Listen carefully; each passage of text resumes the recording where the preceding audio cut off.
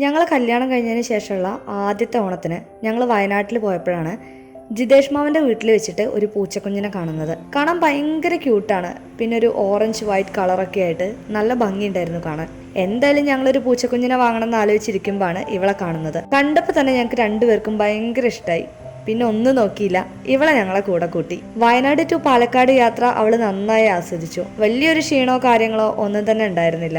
അങ്ങനെ ഞങ്ങൾ അവൾക്ക് പിങ്കിന്ന് പേരിട്ട് അവൾക്ക് വേണ്ടി കുറേ ടോയ്സ്, ഫുഡ് കഴിക്കാനുള്ള പാത്രങ്ങള്, ലീഷ്, അങ്ങനെ എല്ലാ സാധനങ്ങളും ഞങ്ങൾ അന്ന് വരുന്ന വഴിക്ക് തന്നെ വാങ്ങിച്ചു.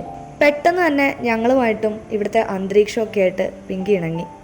അങ്ങനെ ദിവസങ്ങൾ കുറേ മുന്നോട്ട് പോയി. അതിനിടയിൽ ഞാൻ അവളുമായിട്ട് വല്ലാതെ അറ്റാച്ച്ഡായി.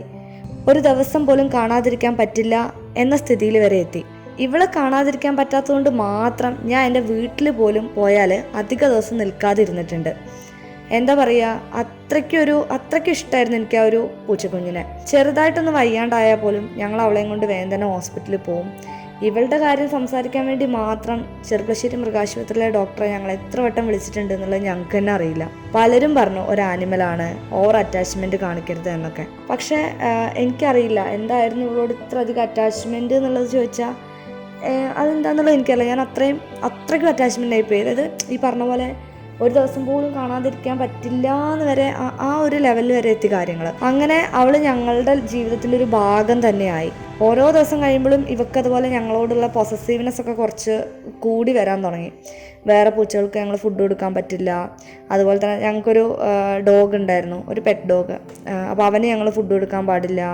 പിന്നെ ഫുഡിന് കൊടുത്താലും ഫസ്റ്റ് ഇവക്ക് മാത്രമേ കൊടുക്കാവുള്ളൂ. ഫസ്റ്റ് എങ്ങാനും അവർക്ക് കൊടുത്തിട്ട് സെക്കൻഡ് ഇവൾക്ക് കൊടുക്കുകയാണെങ്കിൽ ഇവള് തെറ്റിപ്പോവുകയൊക്കെ ചെയ്യും. അങ്ങനെ കുറേ തവണ ഇങ്ങനെ തെറ്റിപ്പോവും. പിന്നെ വൈകുന്നേരമൊക്കെ ആകുമ്പോഴേക്കും തിരിച്ചു വരും. അങ്ങനെയൊക്കെ ആയിരുന്നു ഇവള്.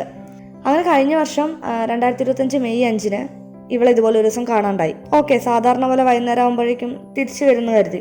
പക്ഷെ അന്ന് വന്നില്ല. പിറ്റേസ് രാവിലെ ഞങ്ങൾ പിന്നെ കുറേ തിരഞ്ഞു, എവിടെയും കണ്ടില്ല. മിസ്സിങ് നമ്മൾ മുന്നേ ഇതുപോലെ ഒരു വട്ടം ഒരു ദിവസം കാണാൻ പോയപ്പോൾ നമ്മൾ മിസ്സിങ് കാർഡൊക്കെ ഉണ്ടാക്കി ഷെയർ ചെയ്തിരുന്നു. അന്ന് അങ്ങനെയാണ് പെട്ടെന്ന് പിറ്റേസ് തന്നെ കിട്ടിയത്.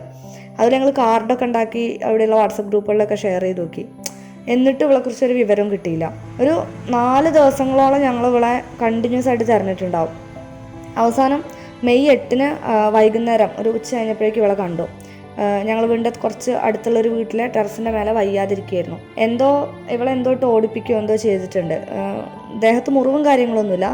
പക്ഷേ ആകപ്പാടെ ഒരു തളർന്നിട്ട് ഇരിക്കുകയായിരുന്നു ഇവള്. ഭയങ്കര ശ്വാസം മുട്ടലൊക്കെ ഉണ്ടായിരുന്നു. അന്നാണെങ്കിൽ ഞായറാഴ്ചയും കൂടി ആയതുകൊണ്ട് ഡോക്ടറൊന്നുമില്ല. നമ്മൾ കുറേ സ്ഥലത്തേക്ക് വിളിച്ചേക്കും, പക്ഷേ എല്ലാ ഹോസ്പിറ്റലും ക്ലോസ്ഡ് ആയിരുന്നു. പിന്നെ നമ്മൾ അറിയാവുന്ന ഡോക്ടേഴ്സിനെ വിളിച്ചിട്ട് മരുന്നും കാര്യങ്ങളൊക്കെ വാങ്ങിച്ച് അതെല്ലാം കൊടുത്തു. പിന്നെ രാത്രിയായപ്പോൾ ഫുഡൊക്കെ കഴിച്ചു. പക്ഷെ ശ്വാസം മുട്ടൽ അപ്പോഴും ഉണ്ട്. ഫുഡും കാര്യങ്ങളൊക്കെ കഴിച്ചു, കുഴപ്പമില്ല.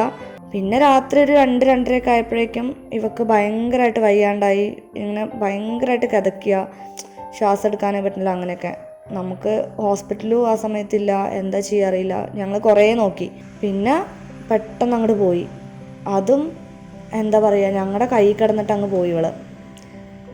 ആ ഒരു ദിവസം, ആ ഒരു രാത്രി എന്താ പറയുക, എൻ്റെ ലൈഫ് ലോങ് എനിക്കത് ആ ഒരു രാത്രി മറക്കാൻ പറ്റില്ല. പിന്നീടുള്ള ദിവസങ്ങൾ എങ്ങനെയാണ് മുന്നോട്ട് പോയതെന്ന് പോലും ഞങ്ങൾക്കറിയില്ല.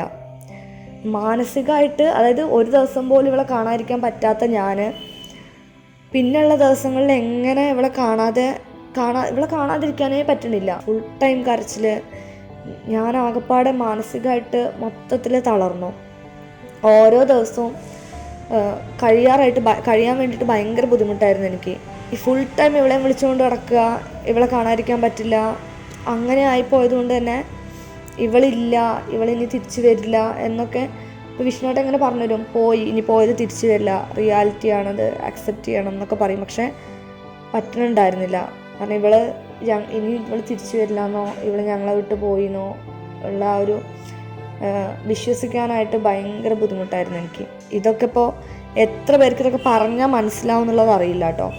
പല ആളുകളും പറഞ്ഞിട്ടുണ്ട്, പൂച്ചയല്ലേ, എന്ത് അത്രയ്ക്ക് സ്നേഹിക്കണത്, എന്തായാലും അത് പോവും, പിന്നെ എവിടെയെങ്കിലും കൊണ്ടിട്ടൂടെ, അങ്ങനെയൊക്കെ എത്രയോ പേര് ചോദിച്ചിട്ടുണ്ട്. പക്ഷേ ഇതാ ഞാൻ പറഞ്ഞത്, എത്ര പേർക്ക് ഇത് മനസ്സിലാവും എന്നുള്ളത്, ഈ ഒരു ഫീലിംഗ് എത്ര പേർക്ക് പറഞ്ഞാൽ മനസ്സിലാവും എന്നുള്ളത് എനിക്കറിയില്ല.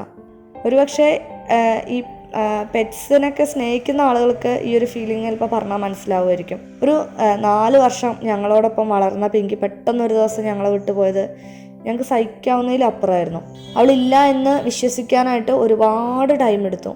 ഇപ്പോഴും അവളെക്കുറിച്ച് ഓർക്കാതെ എൻ്റെ ഒരു ദിവസം പോലും പൂർത്തിയായിട്ടില്ല. ഇന്നിപ്പോൾ അവൾ പോയിട്ട് 1 വർഷമായി. എൻ്റെ ആദ്യത്തെ പെറ്റ് ക്യാറ്റാണ്. അതിനുശേഷം ഒരു വീട്ടിൽ വേറെയും ഒരുപാട് നാടൻ പൂച്ചകളും എല്ലാവരും ഉണ്ട്. പിന്നെ പുറത്തുള്ളത് ഇവളെ കൊണ്ടുവരുന്നതിന് മുന്നേ ഒരു പൂച്ചയുണ്ടായിരുന്നു. പിന്നെ ആ പൂച്ചയൊക്കെ വീട്ടിൽ വരുന്നതുകൊണ്ട് അങ്ങനെ അവരൊക്കെ കണ്ടാണ് അവൾ പോയ ആ ഒരു വിഷമത്തുനിന്ന് നമ്മളിങ്ങനെ പുറത്ത് വന്നിട്ടുള്ളത്. ഇപ്പോഴും ഈ പറഞ്ഞ പോലെ തന്നെ അവളെ ഓർക്കാതെ ഒരു ദിവസവും പൂർത്തിയായിട്ടില്ല എന്നുള്ളതാണ്.